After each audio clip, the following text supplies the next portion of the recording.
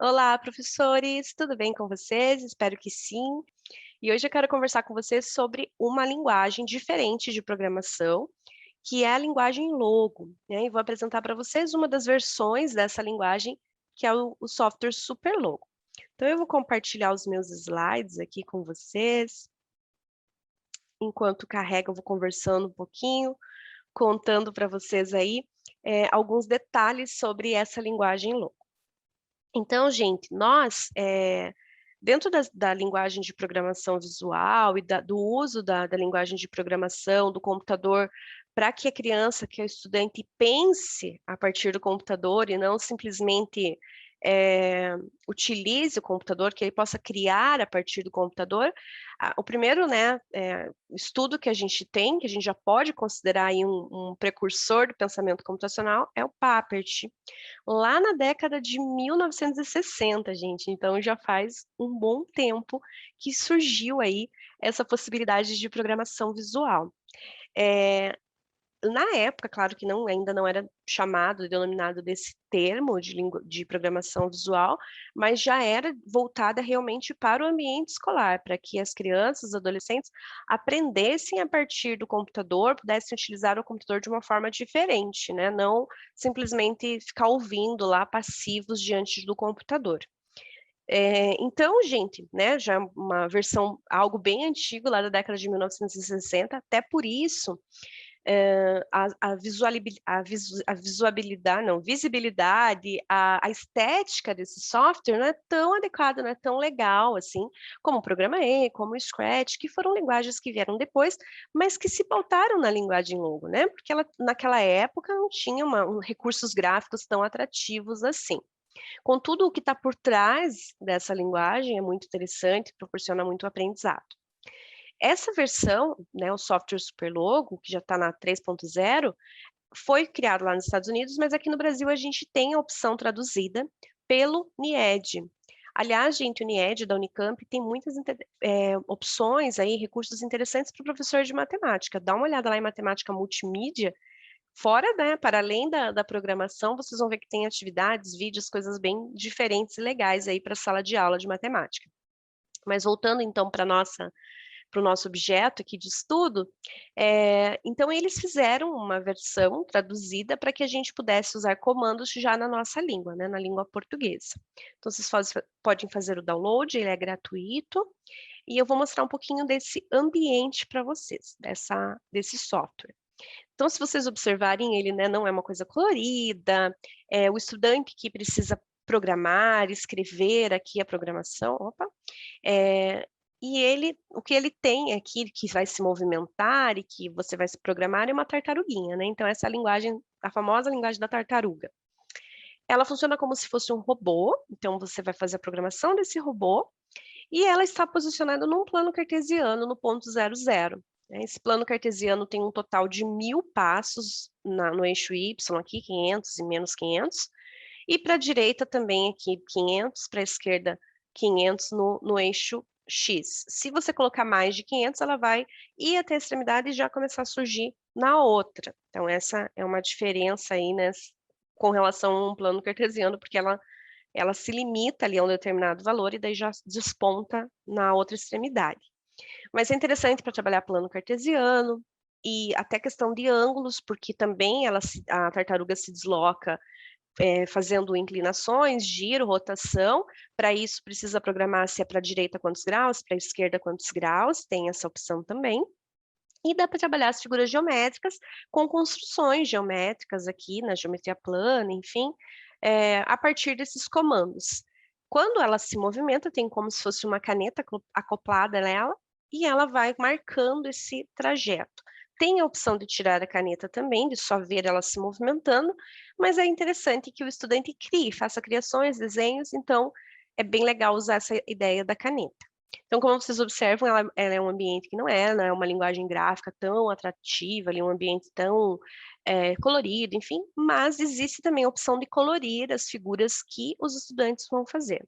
Eu acho muito interessante ter essa opção, gente, porque a gente sabe que os alunos acabam enjoando de algumas atividades. Então, no ano eu trabalhei logo, App Inventor, no outro ano eu trabalhei Scratch. Então, vamos trabalhar a linguagem logo também, para trazer uma opção diferente. Apesar de que a linguagem de bloco, gente, hoje já existem muitos recursos, para além do Scratch, do App Inventor, que é o que a gente mais vai trabalhar no curso. Vocês vão ver, o próprio programa E trabalha com blocos, mas tem da Google também, uma linguagem, Alice, Block, tem muitas, mas elas são muito parecidas. Então, trazer algo diferente também é interessante, pensando, né, muita gente está preocupada aí com a nova BNCC, com as exigências de trabalhar a programação na escola, então tem um recurso diferente que usa uma linguagem diferente e pode estimular esses estudantes de outra forma.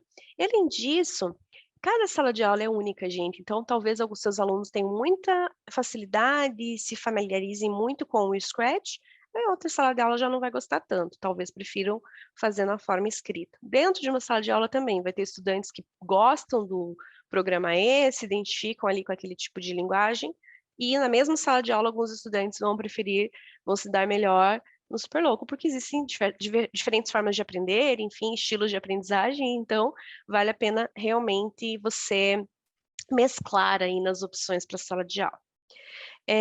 Então, como eu disse, gente, ela usa uma linguagem um pouco diferente.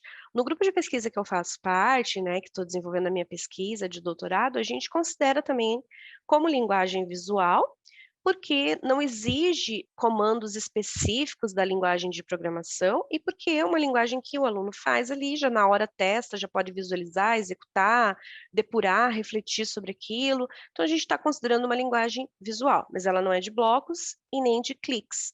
Ela precisa da digitação.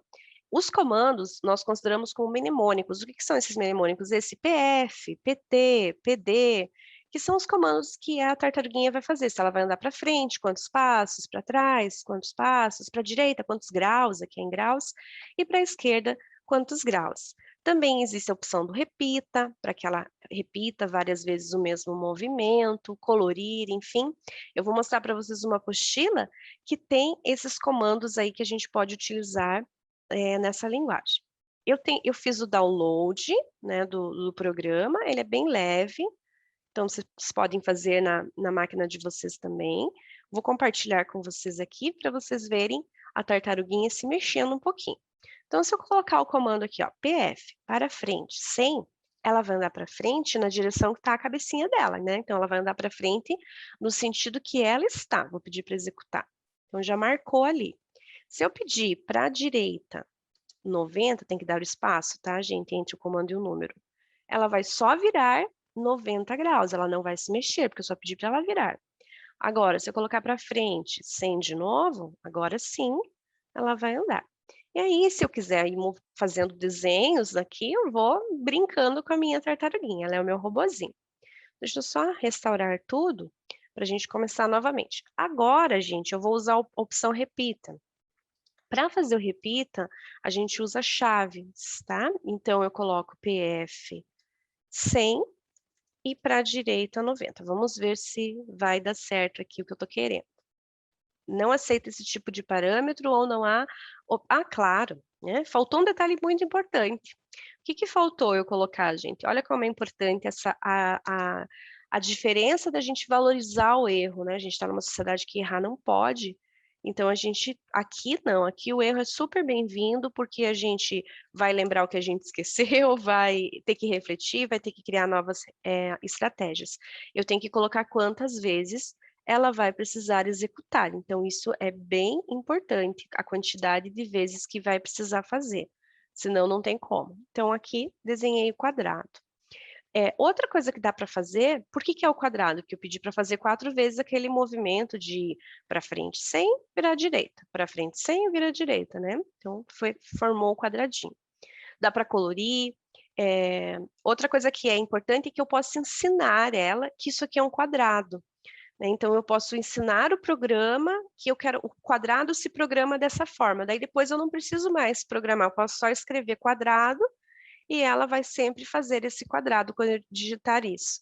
Então são ideias bem legais, só que se vocês perceberem, exige um conhecimento anterior, o aluno precisa saber que o comando é PF, porque senão ele vai acabar, né, não tem da onde tirar essa informação, né, então esses comandos básicos do como é que faz o repita, que é uma chave, não é um parênteses, não é uma chave, né, eh, nossa, gente, me esqueci o nome desse veja só, chaves, parênteses, colchete. Nossa, não, não é colchete, é colchete.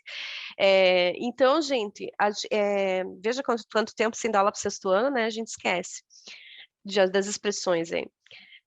Mas enfim, gente, quando a gente estimula o estudante a programar, a gente antes disso precisa pelo menos dar uma noção ali para eles dessas linguagens, até você, se você for sozinho programar sem conhecer essa linguagem mnemônica antes, dificilmente você vai conseguir fazer alguma coisa.